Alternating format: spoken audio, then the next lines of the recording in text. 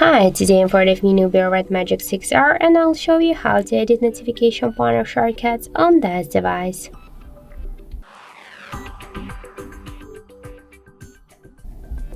So first let's open the setting as the notification panel here, and if you want to add here some icons or remove some of them or just to change their positions, we should click here to plus icon.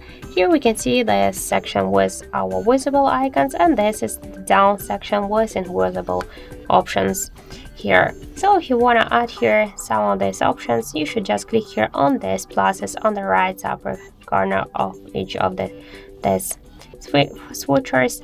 So if you want to remove them by the same way, just click here to this minuses, and to change their positions you should hold and just drag these options, these icons, to the position where you want to just change it, for example by this way.